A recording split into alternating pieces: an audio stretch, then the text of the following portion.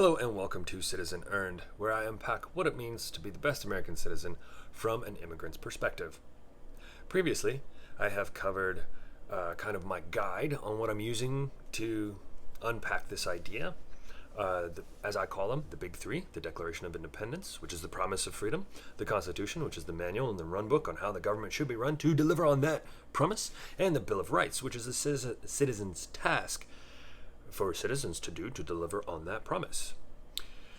I have gone over the first, second, third, fourth, fifth, sixth, seventh, eighth, and ninth, and now we're on the 10th. Finally, the last one. We're almost done. Thanks for sticking around and watching. All of that, covering all of that information to deliver on the oath of allegiance, and specifically the passage that reads, to protect our country from all enemies, both foreign and domestic. The 10th Amendment.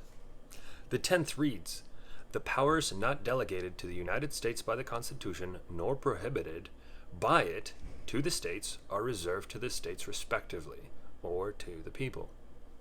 So, anything that's not addressed in the Constitution is a states' rights issue, and each state can make a decision different from other states, or the same, doesn't matter. Depends on how the people decide in that state.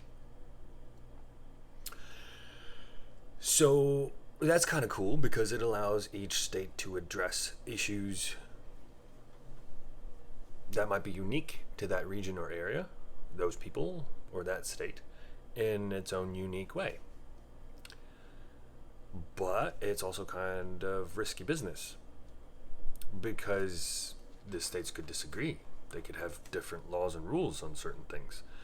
And that's kind of weird because it's supposed to be a country. It also allows for a massive divide to open up, something which I think that we're all experiencing now.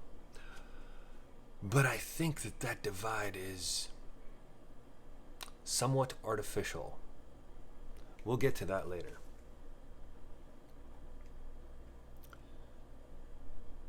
Regardless of the risk that is involved inherently in the 10th Amendment, it's kind of necessary because there's no way to enable or protect freedom for everybody knowing that people are different and that states are different and that they're in different locations and that they have different weather and that they have different natural risks and that they have different demographics of people. And there's all of these differences. And the promise of freedom is for every single person in there. So there has to be some sort of leeway for the states to be able to figure out how to deal with issues as the people that live in that state want them to be dealt with. Sorry, that's a little clunky, but I hope I'm making sense here. So, how to best do this whole thing? This whole thing being how to make laws on specific issues that are different in all of the states, or in some of the states, and how to not let that become a divide, so that we don't have a reenactment. Well, not a reenactment, so that we don't have the Civil War happen again, right? Because there was a time when the country decided very specifically that half the country believes a certain way and the other half believes another way, and then they fought. And I don't necessarily need to or want to get into the Civil War. There are lots of fantastic books out there with a lot more authority than I to speak on that particular subject. But I think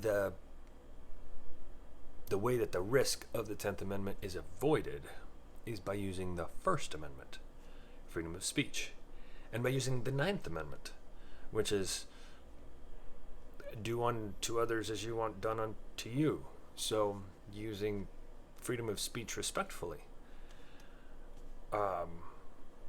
First and the 9th will go a long way. And let's figure it out together, and you kind of get this circular path going. You got the 10th over here saying that different states can do different things if it's not defined in the Constitution. And then you have this discussion using the first, and you have the respect of the ninth. And hopefully, if that is applied correctly, you kind of have this upward spiral of progress and the country being better next year than it is this year.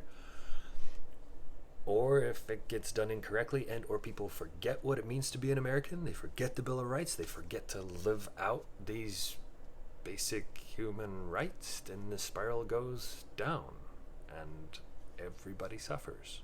Some more than others, but everybody suffers. So yeah, it's kind of important, I think, that somebody says this, kind of reviews this. People overcomplicate most issues in this country excessively. It's pretty basic. Just stick to the Bill of Rights. It's pretty basic. Let me check my notes for if there's anything else.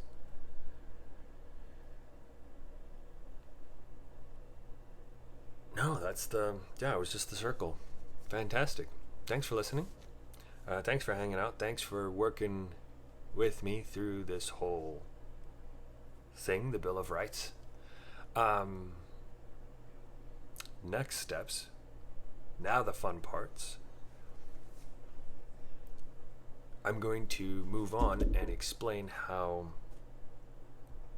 I applied the Bill of Rights and these amendments to all of the various issues that are in this country, or rather that people are discussing in this country, and see if I can't lend a little bit of understanding. I'm going to do the best to remember the Ninth Amendment and see where that goes.